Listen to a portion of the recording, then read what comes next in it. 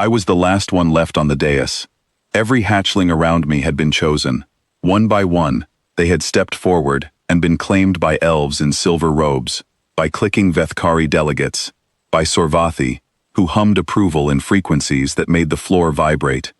Each choice had been celebrated with sound and light, and the deep ancestral rumbling of elder dragons. When my name was called, the hall went quiet in a way that felt deliberate. I walked to the center of the presentation floor. I held my head up, because I had been told to hold my head up. The delegates looked at me the way you look at a door that leads somewhere you have no interest in going. My scales were the wrong color. A flat, dusty gray the elders called ashborn, a shade that carried centuries of disappointed meaning. My fire gland was underdeveloped. I was small. I was, by every measurement the dragon conclave had refined over 3,000 years, the wrong kind of dragon to be. The keeper of bonds, an elf so old his face looked like something carved rather than grown, announced the convocation closed. He did not look at me when he said it. I told myself I did not care. I had been practicing that particular lie since I first understood what the convocation was, and I had gotten very good at it. The administrators of the Unbound Quarter were kind, in the way that people are kind when they have given up on you, but consider it impolite to say so. They gave me a room, 3 meals, and access to the observation deck. They did not give me hope, because hope, they believed, would only make things worse. I spent my evenings at that observation deck. There was nothing to do there except look at the stars, and the stars did not expect anything from me, which I found restful. I was there the night the human ship arrived. I did not know what it was at first. It was too large to be a shuttle, and too scarred to be anything important. It docked at Vaelthar Station, with the ungraceful determination of something that had traveled very far, and had no patience left for looking elegant. The hull was covered in repairs, not the seamless, invisible repairs that Vaelthari engineers made, but honest, visible repairs, patches over patches, evidence of problems solved in a hurry by people who cared more about getting somewhere than about how they looked getting there.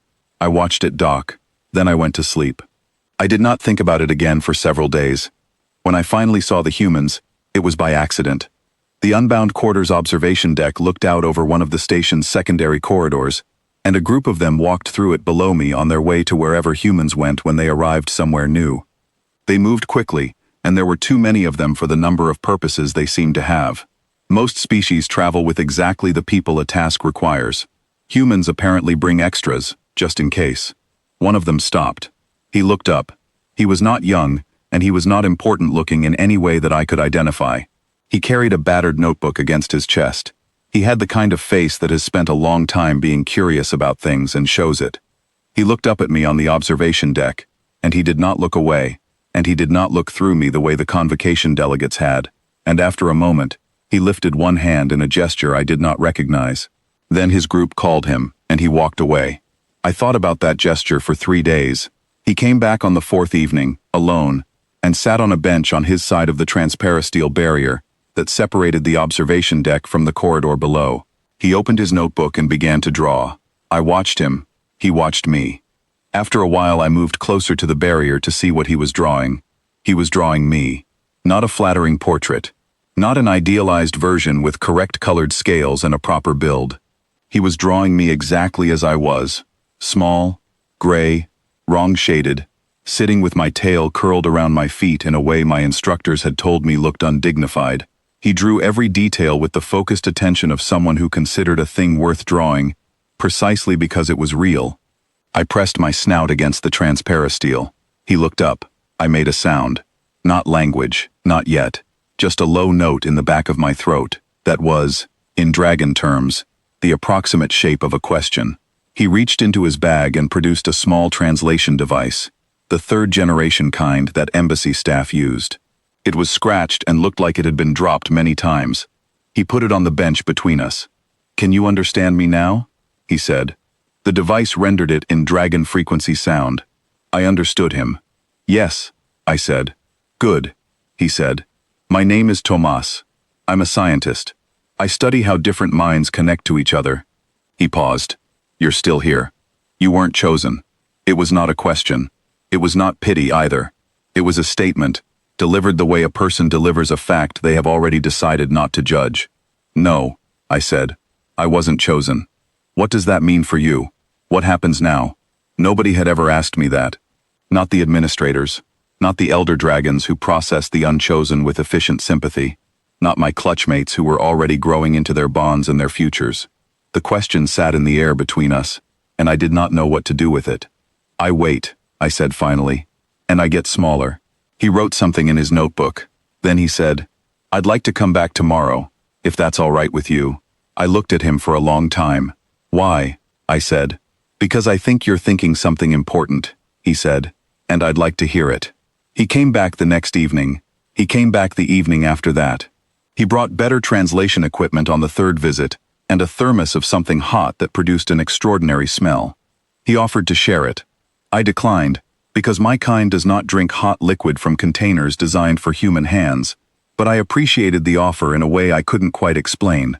Over the weeks that followed, I told him things I had told no one. I told him what ashborn meant, not just the literal color, but the weight of it, the 3,000-year accumulation of meaning that made elders look at my scales and see a conclusion rather than a dragon.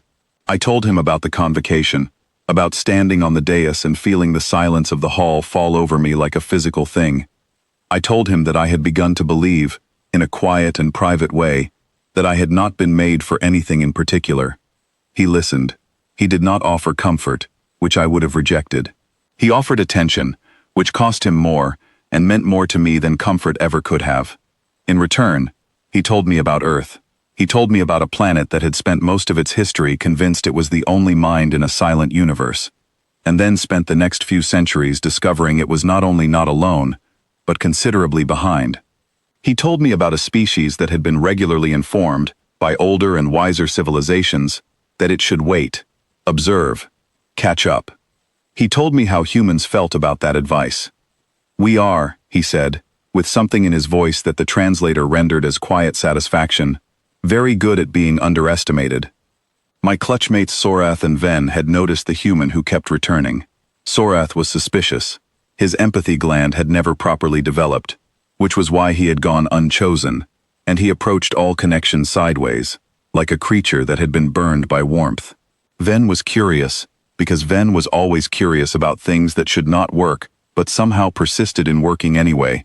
Her right wing was several degrees shorter than her left, which the elven delegates had considered a flaw significant enough to disqualify her from their consideration. Tomas brought others from his team. They brought proper translation rigs and games.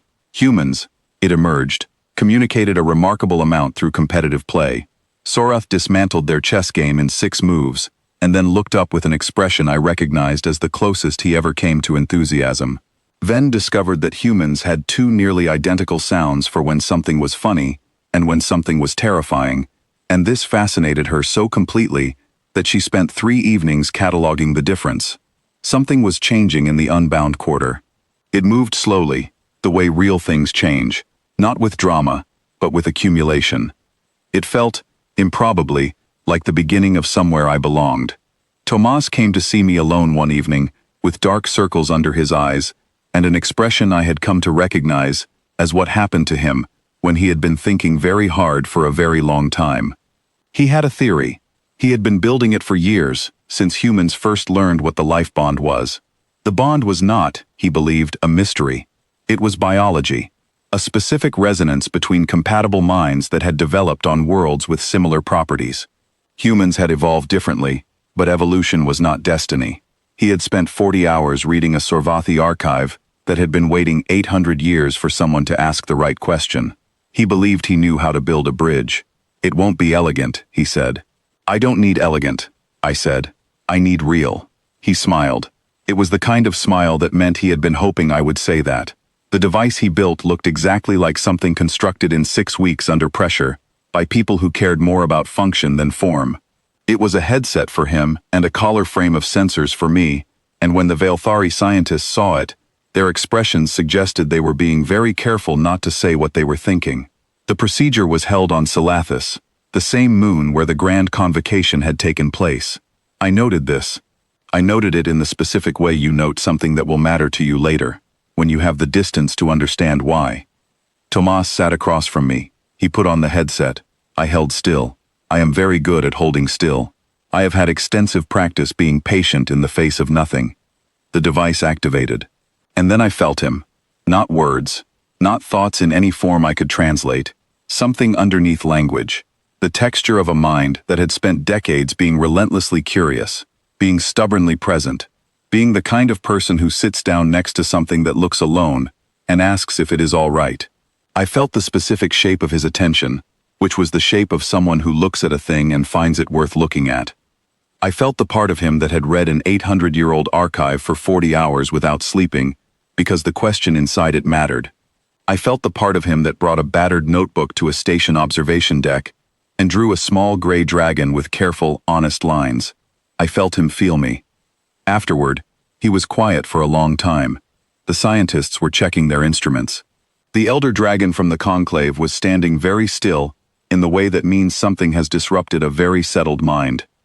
The Sorvathi ambassador was resonating at a frequency the translators struggled with, but the general meaning came through clearly enough. Tomas finally said, very softly, "Oh, that's what it is." In the weeks that followed, I began to change. Not suddenly, not magically, but in the way that growing things change when they have finally found the conditions they needed. My fire gland strengthened. My scales, still ashborn gray, began to show depth. Underneath the gray, in the right light, there was something that looked like deep blue-black. I found references to it in the old texts. World Walker color, stars reflected in deep water. I had thought the texts were legends. I began to fly. Badly at first. Spectacularly, embarrassingly badly. Tomas watched from the landing platform with his notebook every single time, recording each failed launch with an expression the bond let me feel directly. Not embarrassment for me, not pity, but something I can only describe as delight. Delight at the trying. Delight at the getting back up. I had not understood, until I felt it through him, that humans consider the getting back up to be the actual point, not the flying, the getting back up. They have built an entire civilization around that idea, and they are so accustomed to it that most of them don't even notice how extraordinary it is. 1 year after the trial, the Bonded Council formally recognized the bridge bond as a distinct and valid form, the first new category in 3,000 years. The REACH initiative was established, a joint program between Vaelthar and the Human Embassy to extend the same opportunity to unchosen hatchlings across the Empire. Sorath and Dr. Okonkwo were already corresponding with 17 other stations. Ven and Pia had produced a wing modification design that 3 different Vaelthari engineers had called impossible before they tested it. The night the recognition was announced, Tomas and I went to the observation deck, my observation deck, where I had spent my evenings looking at stars that did not expect anything from me. I could feel through the bond that he was happy, in the particular way he was happy when something important had been completed, quiet and solid, and already looking at what came next. "How do you feel?" he asked. I considered the question. I considered the dais, and the silence of the hall, and the long evenings of nothing, and the moment he had first sat down across the barrier and begun to draw. Like I was waiting for something I didn't know how to ask for, I said, and someone brought it anyway. He wrote that in his notebook. Above us, the stars were the same as they had always been, patient and enormous, and full of distances that were not, I had come to understand, empty. They were full of things that had not yet been discovered, things that had not yet been built, new categories, waiting for someone curious enough and stubborn enough to find them. I was no longer the last one on the dais. I was the first of something else.